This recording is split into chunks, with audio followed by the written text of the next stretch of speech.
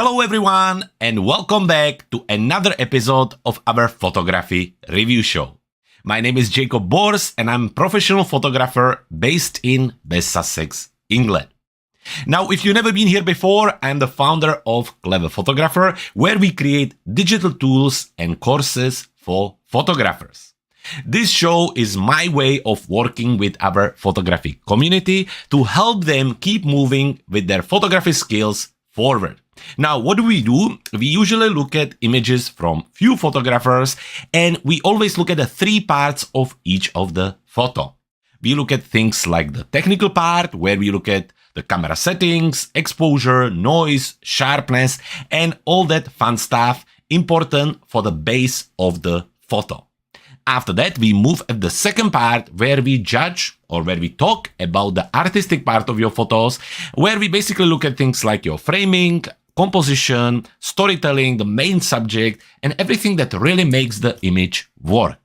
And finally, if I think that it's beneficial, what I do, I try to give you some tips and tricks on photo editing. For the photo editing part, we use software called Luminar Neo, and really all the edits I do or the adjustments can be replicated in any other similar software. So if you don't own Luminar Neo, don't worry about it, just keep looking and I'm sure it's gonna be beneficial for you. Now, before we start, just a quick reminder on how you can join us with your own photos. All you need to do is to jump to our website, cleverphotographer.com, to the page membership, so cleverphotographer.com/membership, and that's where you can join our Clever Photographer Plus membership. If you do that, for a little monthly fee, you will get access to our photography review show, so this show right here. You will also get access to our Clever Photographer Facebook Academy, a group, and most importantly, you will get access to our monthly photography bundle. These bundles usually include around 300 photography assets, and usually you can find everything from your Luminar Neo, Photoshop and Lightroom presets, LUTs, overlays, backgrounds, textures, brushes, and so much more. On top of it, to make it a little bit easier, each month is designed in a certain style of photography. So for example, now in July, our main theme is portrait photography. So that whole bundle of the 300 plus elements is for portrait photography. Next month in August, we're going to be looking at nature photography. So all these elements there, your overlays, textures, presets, will be focusing on that. But this is all out of the way. You know how to join us. You know what we're going to do. So we can move into the software and start by looking at your photos. Starting with the landscape photos from Caroline, we have two images and each one of them comes with JPEG or the edited file and the RAW file. That's really handy, Caroline. Thank you very much for that. Now, looking at your pictures and the photos, I can actually recognize the location. This specifically is the Durdle Door here in Dorset. It's a part of the Jurassic Coast. This is actually a very popular location, and looking at the RAW file, it can get really, really busy. Now, this is actually not that bad. I have one image where you pretty much can't see the beach. So well done for capturing it when it wasn't crazy busy, and even more well done for removing the people. Great job. So Dorset, Jurassic Coast, here in the south of England. We have two images from there, so let's go ahead and start. Starting with this photo right here, that's the JPEG, I guess, or this should be the unedited file anyway.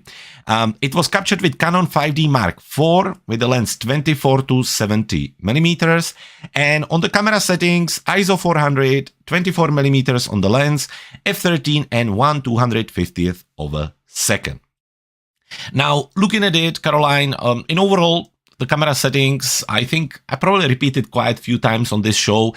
The ISO, the closer to 100, the better. Now, obviously, the ISO, the shutter speed, and the f-stop, or the focal length, always work together. So you need to adjust one, and that then basically has an impact on the other ones. So if you would want to go lower with the ISO, you would have to lower your f-stop. But then because there is this foreground in front of you, the grass, and if the decision was to make sure that it's sharp, and it's sharp from the beginning to the end, I understand why you went for the higher f-stop. I would have tried to shot it with f11 and see if I would get the same sharpness. And maybe even just by that, you would be able to lower the ISO.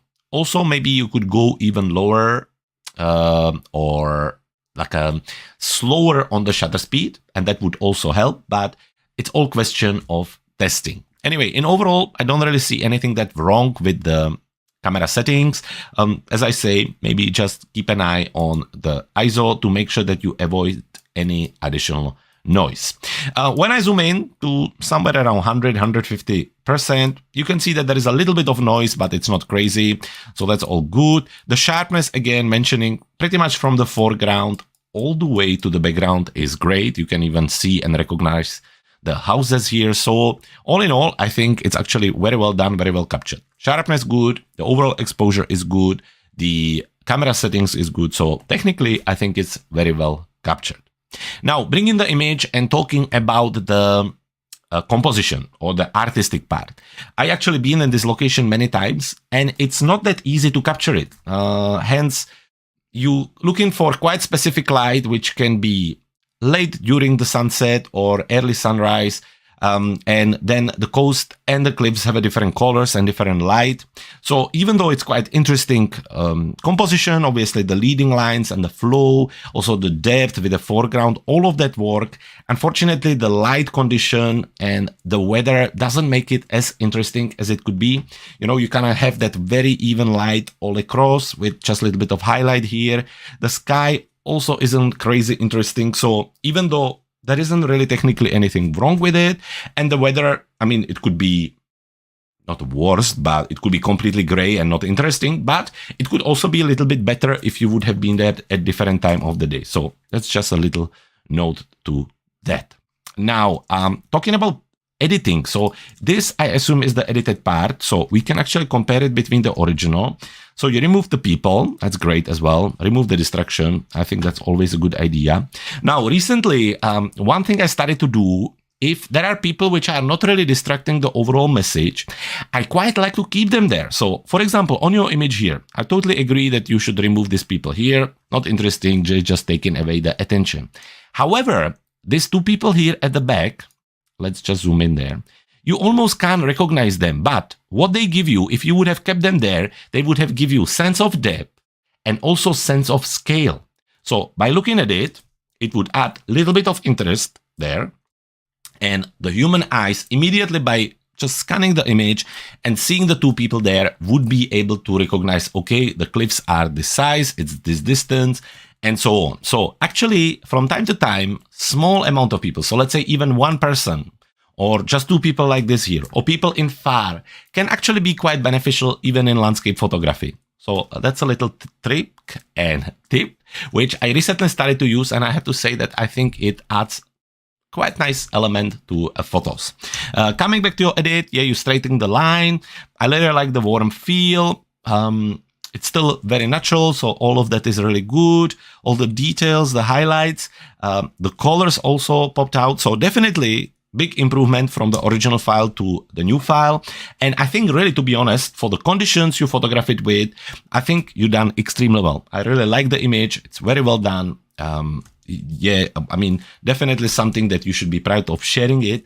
And yeah, I'm just enjoying this beautiful capture. Moving on with your photos, let's just zoom out and let's go to the actual drill door or the actual rock formation there. So starting with the raw file here, again, going through the camera settings, let's repeat it. Canon 5D Mark IV, 24 to 70 millimeters, ISO 400, 24 millimeters, f11, 1/60th of a second. So looking at it, camera settings, very similar to the previous photo, same ISO, little lower f-stop and little slower shutter speed. So I wonder if maybe the light condition changed, or maybe it was just a little bit darker, hence why the shutter speed is a little bit slower. But in overall, similar situation, quite nice even light all across. Yeah, with some details in the sky and so on. So people there, let's quickly jump in and have a look at the sharpness, which is very good again, pretty much from the foreground to the background. That's good. Tiny bit of noise, probably again similar to the previous photo. Nothing major. Again, just something we could easily remove using a basic noise reduction tools. So technically, no problem there, very well done. When we're talking about the composition and artistic part, obviously this is much more dramatic scene. There's so much more happening, where on the first one, you have that kind of line, but there is a lot of this kind of empty space and the negative space. On the second one, obviously there's lots happening there, right? We have the rock and we have the leading line and the foreground. We have lots of contrast of the colors. I quite like that the rock is actually above the horizon at some parts, so that gives us depth as well. And in overall, it's just very, very well done. So I think artistically, it's well put together, well composed, and well framed. So let's have a look at the post-processing. Similar with the first image, I'm wondering if you could have also, for example, keep that one person here, or any of them, just one person, maybe this one here, or whichever you would think is appropriate, just one guy, which would be actually really interesting. Just again, to give us a sense of depth, scale, and just the proportion of the image. But it doesn't need to be there. It's just if it works for you. In overall, I really like the edit. This one is a little bit more saturated. I would have maybe just gone with the saturation down a little more. But in overall, it really stands out. It's a beautiful edit and great move from the original photo. Like I say, probably for me, the only thing is the saturation. Sometimes when we look at the photo for quite some time, we kind of stop seeing it. So one really cool way to do this is either take a little break, and you would kind of need 10-15 minutes before you look at the image again. Or another good way to do this is to jump into something like a develop tool or color tool, anywhere where you can adjust the overall saturation of the image. So then what you do, you take the saturation slider, you click on it, and you bring it all the way down to black and white. That's what it should do. Then you click on the slider and you keep an eye on the image. You don't look at the slider, and more importantly, you don't look at the values, because our brain and our mind is encoded to the values there. We know that, for example, -50 on saturation is crazy, like that's not good, where maybe that would work perfectly with the image. Well, maybe it will not, but it's just something how we are connected with these numbers. So this technique, and for this technique, it's really important not to look at the number. So we just click on the slider and we look at the image. And now, not looking at the slider, we keep increasing it. And we will increase it until to the value where we like the result. So me looking at the image, and you can go kind of back and forward and see, I am thinking probably somewhere around here it's right. When I'm happy with the saturation, I just let go the mouse. And now I can look at the saturation slider, and looking at it, the value is -14. So that's around right. Looking at it, let's have a look. Before and after. The difference isn't huge. However, few subtle differences in image can actually make a big impact. And I think with the saturation, you always want to be just a little careful. So that's for the saturation and how to adjust it. Finally, the one thing I would do is just a little bit to help to the light. And the thing is that quite a big part of it has a very even lighting.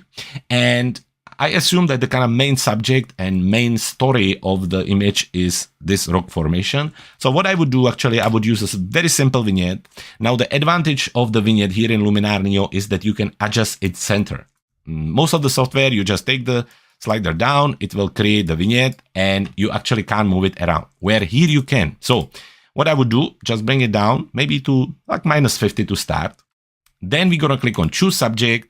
Our mouse turn into this cross, and now we can actually adjust the position of the center. So I would say somewhere around here, bring the amount even lower, like here, and that's about it.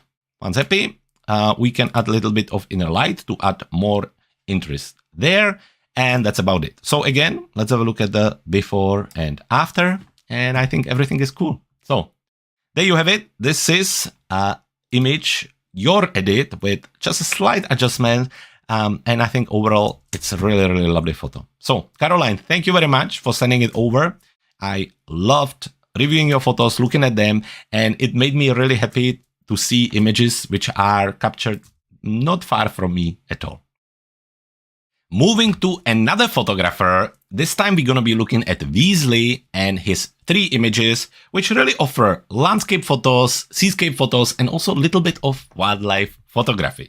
So we already here looking at the photos. Once again, as you can see, we have the examples in RAW format and then the edited JPEGs. So this one, which I think is absolutely epic, is definitely one of my favorite images from the recent episodes. Then we have this really dramatic seascape, again with the RAW file here and the edited image here. And finally, this beautiful landscape here turned into very dramatic black and white, almost like Ansel Adams edit. So, Weasley, what we're gonna do? Let's start with the wildlife capture right here. Again, starting with the RAW file right here. So, captured with Nikon Z7. Now, that's a difficult one to say. Nikon Z7 with the 100 to 400 millimeters lens. For the capture details here, ISO 800, 300 millimeters, f16 and 2500 of a second with a -2 on the exposure compensation. So for the wildlife photography, ISO 800 isn't really a big deal, so all good there. F16, probably making sure that you kind of get the details for the tree as well as the bird. On the top of it with that 300 millimeters, at the same time working with the sun, 2500 of a second to make sure everything is sharp. Wow, it's just a combination of lots of big decisions to make sure you get the image like this, and I think you did extremely well. I think it looks great.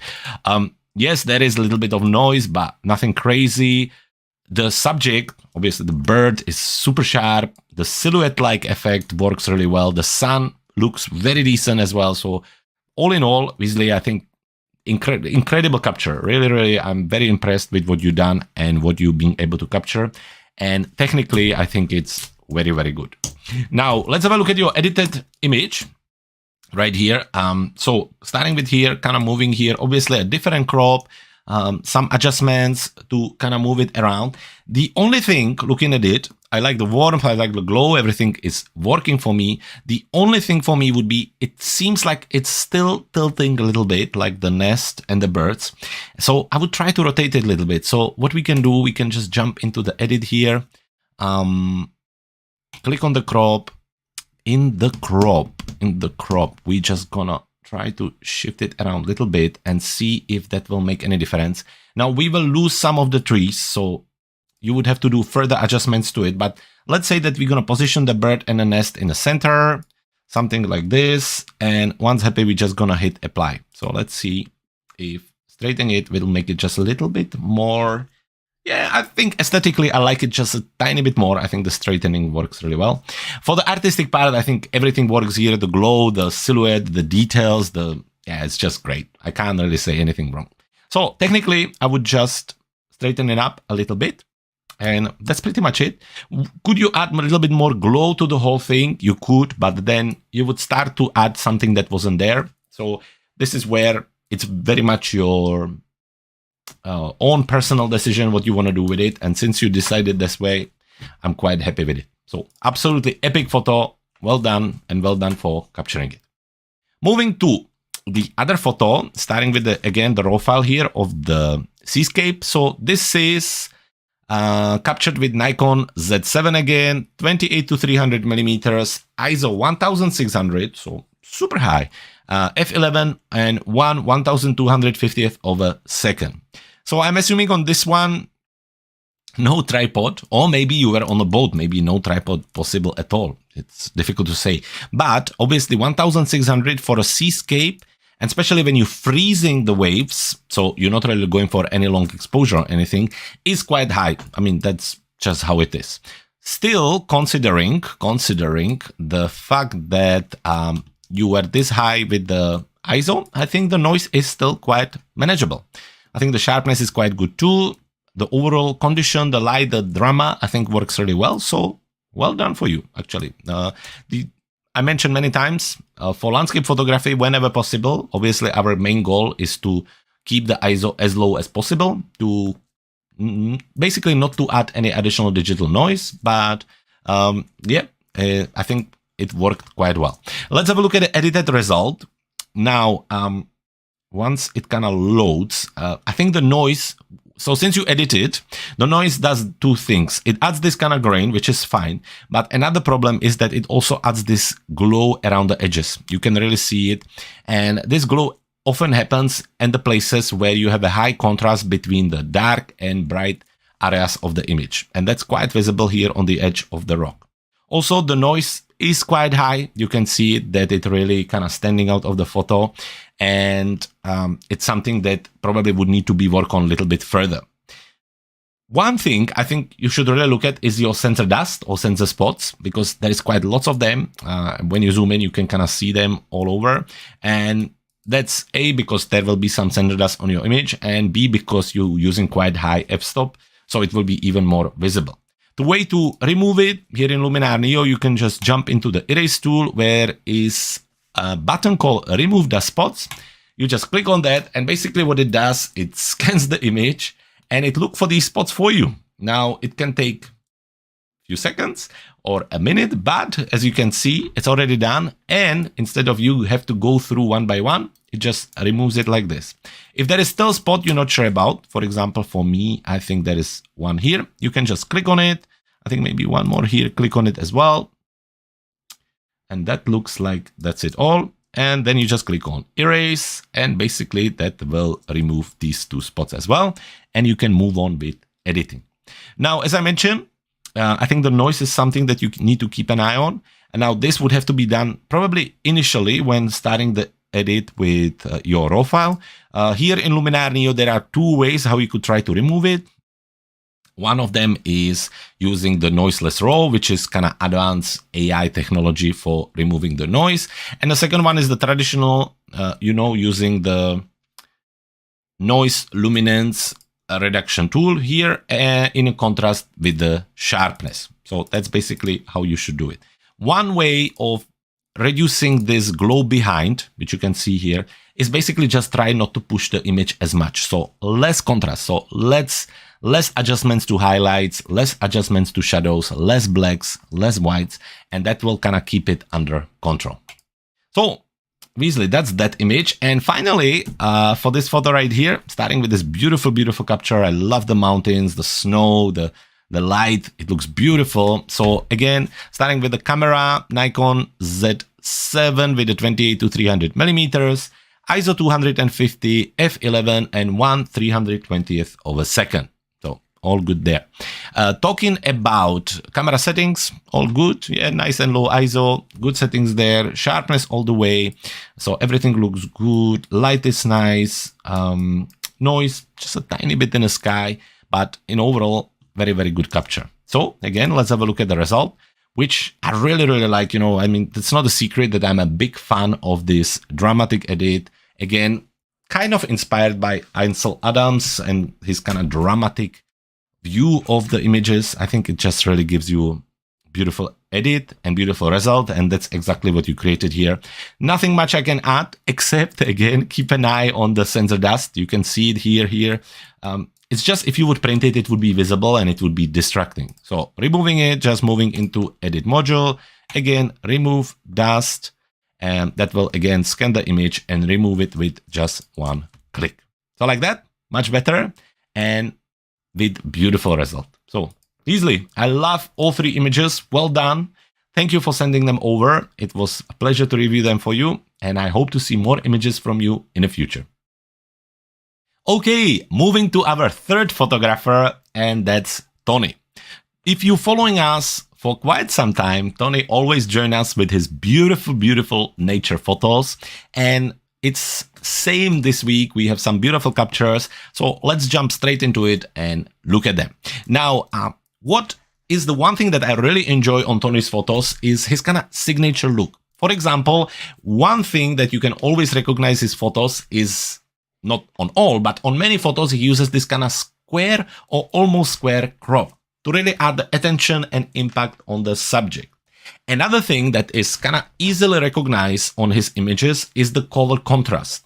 Again, really working very well with keeping the contrast of the main subject with the rest of the environment quite strong, which creates a really nice and very strong composition. So, when you start to add these little things together, that's exactly what creates your style and your signature as a photographer. And that's exactly what I think makes Tony's photos easily stand out from the others when you put them next to each other. So, Tony, what we have this week?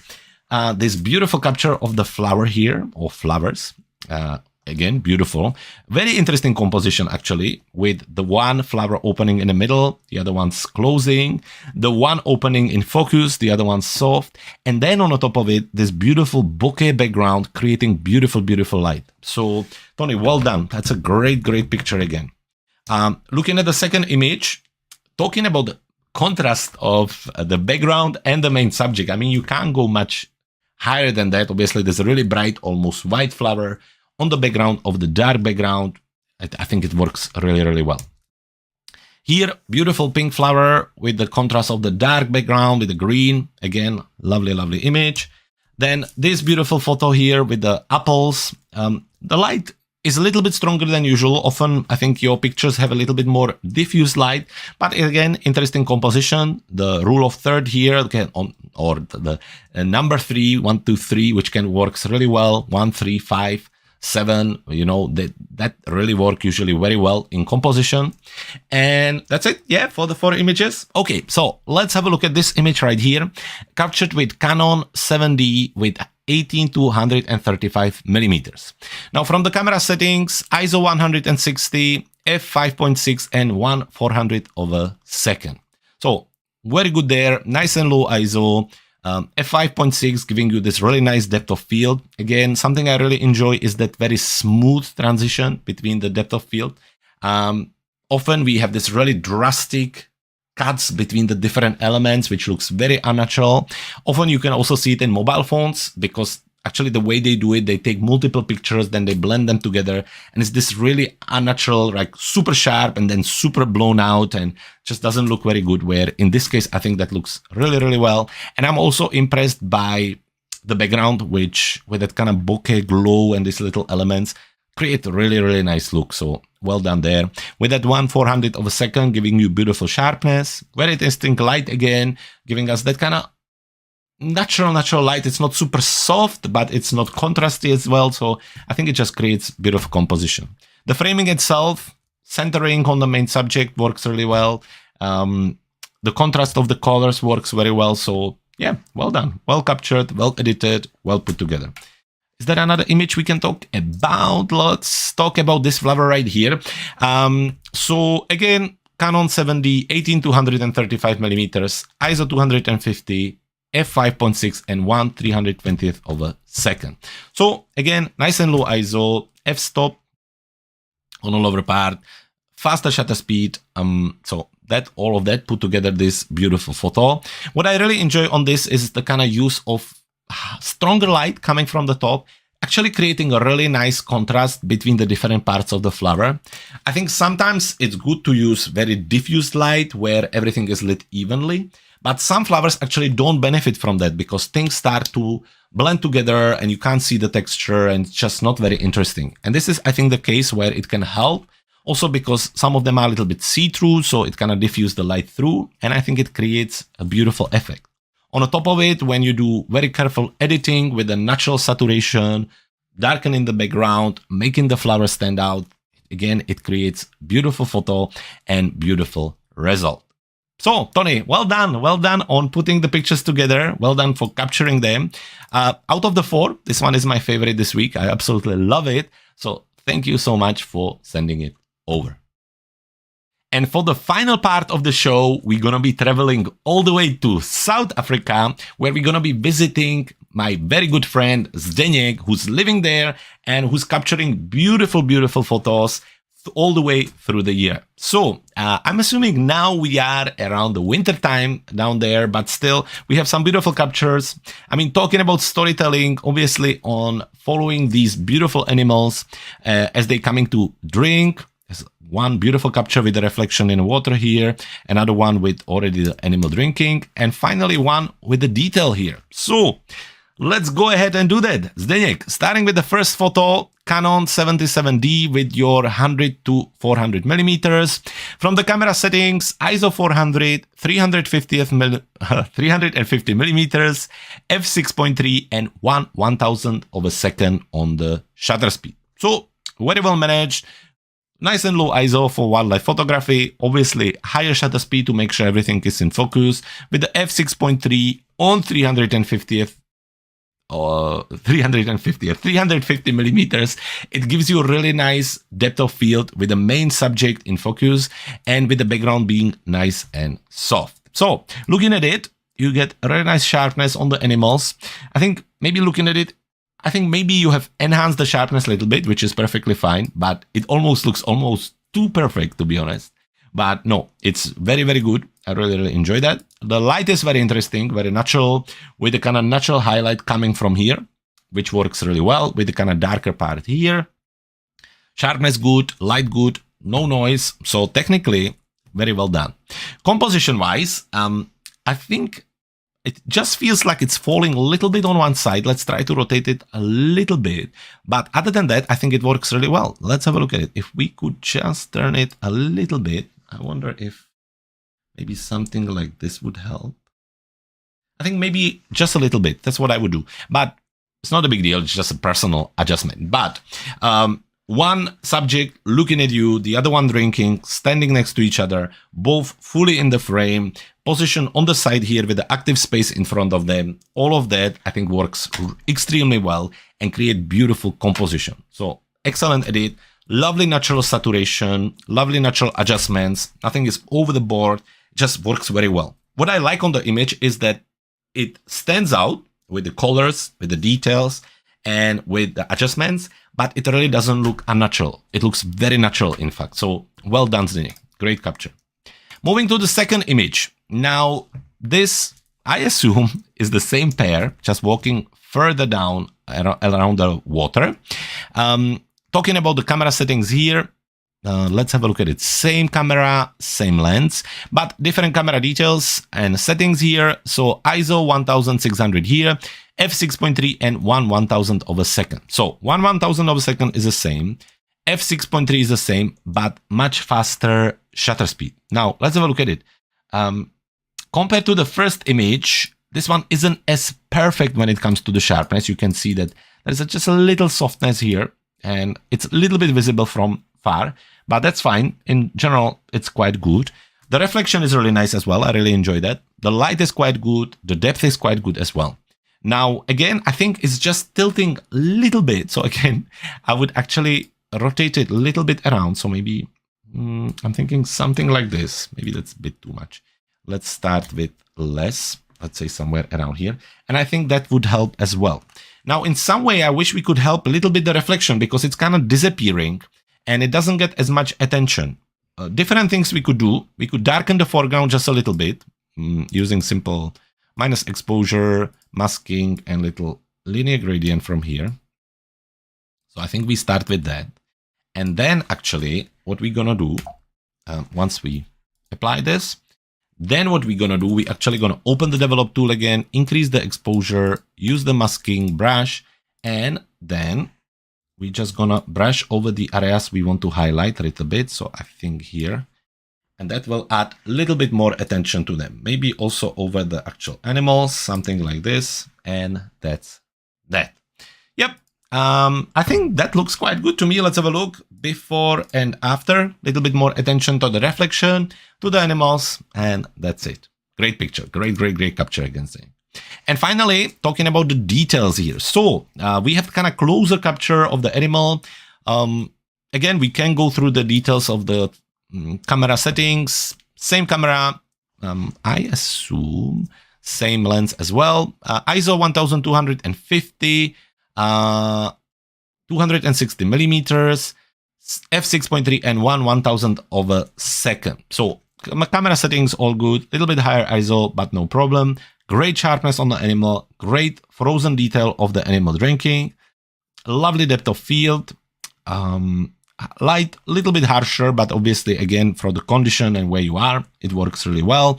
The composition works really well. I love the fact that the whole animal head is there. Again, you're having a little bit of space in front of it, the frozen moment, the contrast of the colors and the background works really well. So all in all, I think it worked really good. Only thing, I find lots of this green a little bit distracting. I would maybe just adjust it a little bit using something like HSL panel or maybe white balance. Let's have a look. If we just jump into develop tool and just push the tint a little bit, nothing crazy, maybe like 19. And then we look at the before and after. I don't know how much visible is it on your screen, but you can see on the skin of the animal how there is quite lots of green in it. And when you adjust a little bit of the tint, you kind of remove that and make it a little bit more natural. Again, as always, you know, I'm a big fan of dodge and burn, so maybe just a little bit of extra exposure with the brush, and then brushing over the actual animal here. I think that can be also extremely helpful. So something like this. And then we can look before and after, and I think it's quite cool. So, Zdeněk, thank you very much for sending your photo over. It was great to see them. It's beautiful little storytelling. Again, something you could print next to each other and put it on the wall. So thank you for that. And again, I'm looking forward to see more images from you next week. And the same goes for all of you folks. If you want to join us for the next episode of our photography review show, all you need to do is to visit our website, cleverphotographer.com/forward-membership. Now, before we finish, quick reminder, Clever Photographer is this week celebrating its 5th anniversary. Yes, it's been 5 years we've been around helping photographers like you and me to keep moving forward. To celebrate it from this Thursday, which will be on 18th of July, for the next 4 days, or 5 days even, Thursday, Friday, Saturday, Sunday, and Monday, we will be opening some of the biggest discounts of the year, definitely. If you fancy any of our products and you were kind of waiting for the right opportunity to get them, then make sure that you keep an eye on our emails coming from Thursday, 3 p.m. We will be opening a special page where you will be able to get our products with a big discount. And hopefully by doing that, you will be able to empower your photography libraries and keep creating. So Clever Photographer is turning 5. We are so excited to celebrate it with you. So keep an eye on our social media, on our YouTube channel, and on our website, cleverphotographer.com. Take care, stay safe, and I will see you next Tuesday.